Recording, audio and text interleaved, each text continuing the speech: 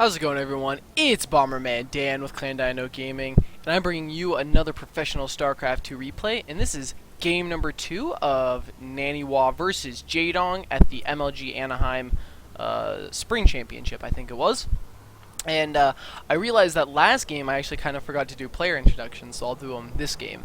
So in the bottom left-hand corner of Neoplanet S, it is Alliance Naniwa, and he is a Swedish Protoss player who is one of the best foreigner Protoss players in the world right now. He's capable every single tournament of killing really, really good Koreans, and he's just one of the best Protoss players around. Top right corner of Neoplanet S, it is Jaedong, our red Zerg player, and Jaedong is sort of a Brood War legend, one of the best, well, the best, I guess, debatably Zerg player at the end of Brood War, up there with Flash, Bisu, Stork. So just a great player, and transitioning well to StarCraft 2. And he's on Team Evil Geniuses instead of any Kespa team right now. So, you know, he's doing well in Pro League, stuff like that. So, overall, just, you know, a good player. So we're on Neoplanet S, a relatively small map, one of the smallest maps, I guess, in this map pool. And it looks like Naniwa is going to do a gateway expand, like always. This map, especially for Protoss, have a very easy time walling off right here. Pylon can go down, like a forge can go down, and another pylon can go down, and there's just a tiny little bit of wiggle room. So then you can like put your gateway back here and your cannon and whatnot. So you don't really need all your buildings to wall off, which is perfect if you know your opponent's gonna 6-pool you. You really don't need a lot of buildings to wall off, so it's a lot easier to hold. Jaedong, on the other hand, is just gonna go for a nice safe pool. You know, nothing really too out of the ordinary here. I think that was a 14 pool, so just playing normal games. And he's going to take his natural, so everything's good. Naniwa, on the other hand, you know, is playing, I wouldn't say normal, but he's playing normal for himself. So, this is, you know, typically what you would see Naniwa do, or, you know, someone like Sase, so players with similar styles, because they were both on the same team, so they kind of play like each other here. So the Zealot is going to come out here, and I think, if we see it, Naniwa does a cool little trick where he'll cancel the Zealot if there's no pressure, or anything like that, or if there's no 6-pool or 10-pool or something like that. So we'll have to see if he actually lets it go, or if he cancels it. Just, you know, so there's the cancel, actually, so if he knows his timings, you know, 6-pool would hit around 3:30, you know, maybe a little earlier, a little later, depending on the map size. So he cancels it, and that'll allow him to get his Nexus earlier. So, Naniwa always showing cool little tricks like that to get a little bit farther in the game, or get a little bit ahead. Jaedong, on the other hand, sending his queen down to his natural, making another queen in his main, and he's mining 3 at his one geyser here, so that can let him get, you know, metabolic boost or a roach warren or anything, you know, like that, you know, layer tech. So TT actually is going to take most of them off, so only mining a bit of gas, just for enough for metabolic boost. So you know, pretty typical stuff.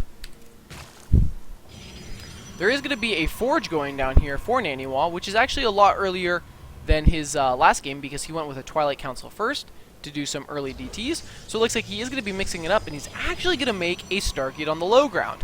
So what that tells me is, you know, he's not trying to do any tricky play. He's not trying to sneak out oracles or, you know, try to, you know, bunch up a bunch of phoenixes or void rays and do a lot of damage. He's actually going to stick with this the entire game, and that's kind of be part of his main unit composition. So he's really not afraid of Jaedong saying it. He's like, you know what, well, you know, I'm not trying to, you know, get away with anything. So here, you know, here's my Stargate. I'm not afraid to show you. So, you know, here it is. So he's going to be going with +1 ground weapons here. So he is not going to go complete Sky Toss. So he's going to, you know, dedicate, you know, some of his army to a ground composition, which is, you know, the safer bet. It's really hard to pull off, you know, even if you're professional, an all air army. You know, that's something kind of White War would do. You know, go only carriers and Tempest and Void Rays or Phoenixes and stuff like that. So it's, you know, it's a pretty tricky thing to pull off. So, you know, it'd be weird if we didn't actually see him get this +1 ground weapons. Naniwa, on the other hand, is going to get his Roach Warren behind his natural, so, you know, safe play, not taking any chances, you know, skipping over the Roach Warren and just going Ling into, you know, something else. And still mining from the for the geyser in his main. So, Jaedong, you know, we'll have to see what he's going to do. Zerg players, you know, don't necessarily do anything too crazy early.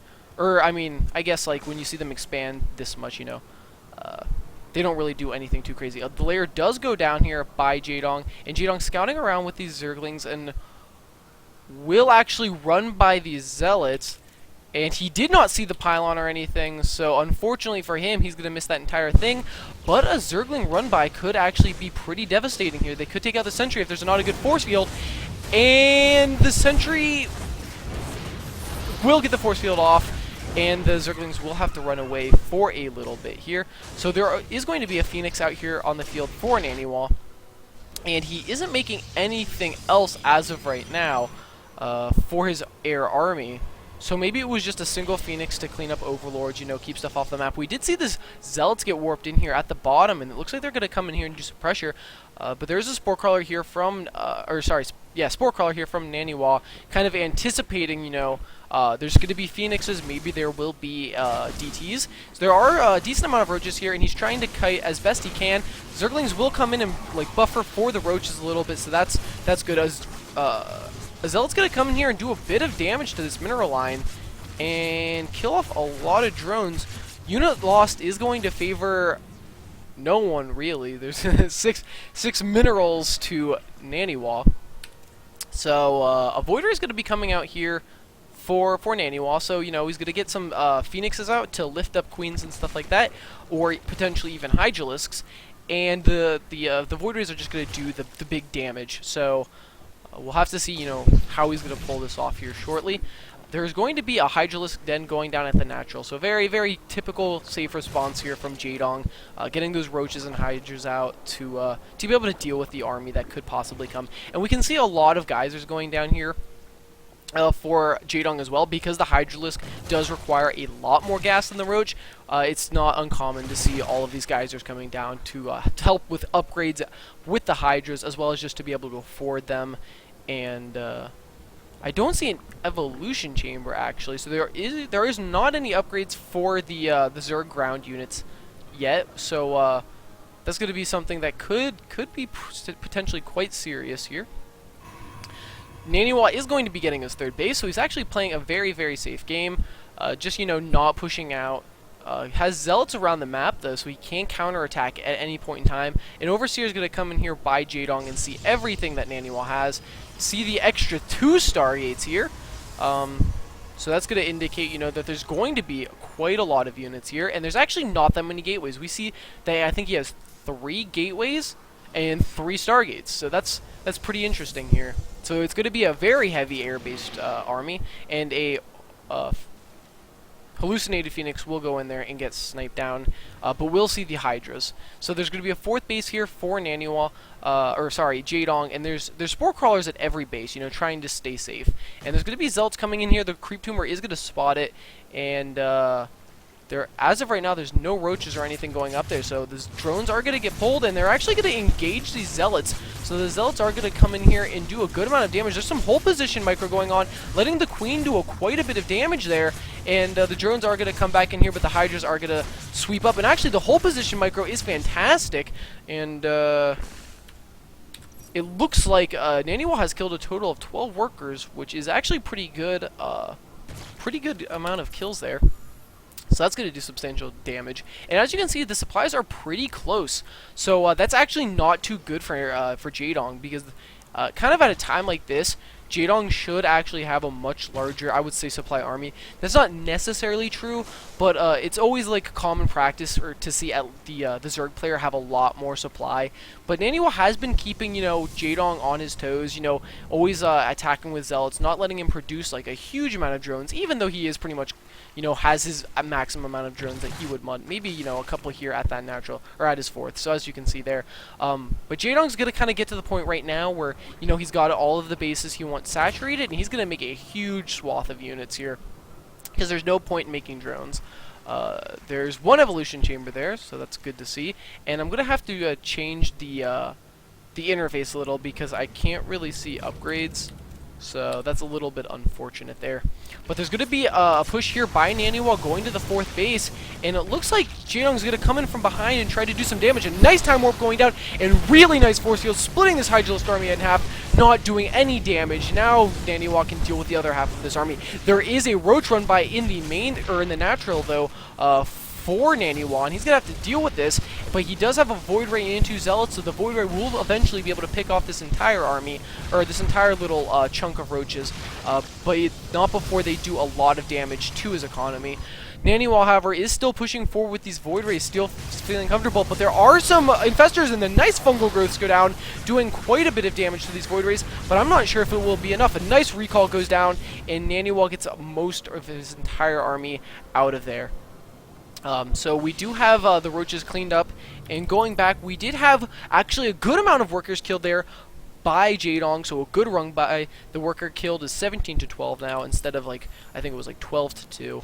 So good play there by Jaedong. Anticipating kind of the push forward and getting roaches in position. So now Jaedong is going to push forward with this small little army, and some good fungals on these Void Rays will do a lot of damage. One fungal goes down, but not that much damage actually. Getting a couple Void Rays and more fungals going down, being a lot better, but these force fields are amazing. Not letting the Hydralisks or Infestors get up the ramp, and letting the Void Rays do maximum amount of damage. The Mothership Core does survive, but with actually not a lot of health or energy, so maybe it would have been better to let that thing die, just so you could have more health and potentially have more energy on it.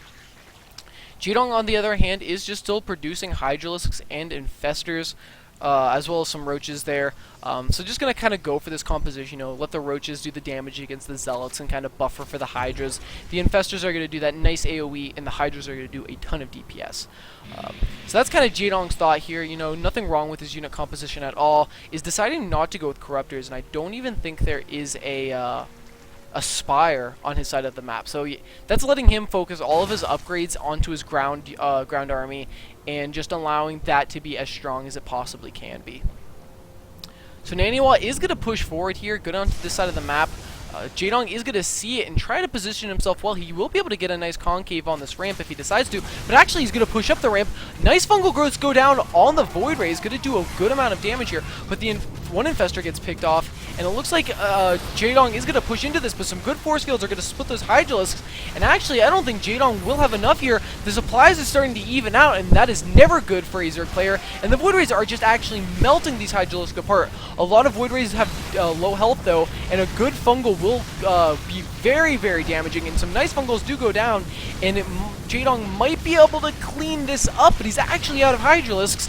Some Zealots do come in, and this actually is a big, big problem here for Jaedong. He has expanded to the top left-hand corner of the map, but if he does lose this base, he'll still, be on relatively equal basis here with Naniwa, with Naniwa. So, Naniwa's going to continue to push in here, and I don't actually think Jaedong's going to be able to make enough. Some Void Rays come in to reinforce this, and there's not a lot of Hydralisks here, and the Zealots are able to just come up and do a lot of damage to the Hydralisks.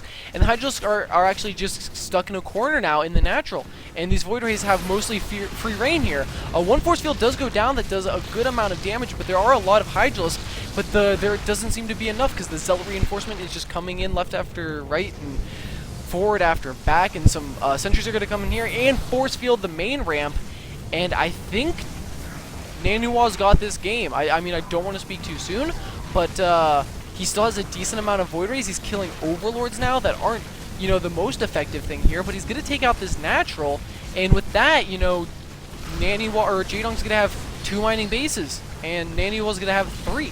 So, I think that's it. These Void Rays are just doing too much damage. Jaedong doesn't have the production to get these units out quick enough, and I think that's going to be it. There's just a trickle of units in here for Jaedong, and that's not enough. He needed to get all of his units together and kind of make one last final push, and there's the GG. So Naniwa wins 2-0 versus Jaedong, just showing that the Swedish Protoss is able to crush like any Korean player he plays against. So thanks for watching, everybody, and don't forget to comment, rate, and subscribe.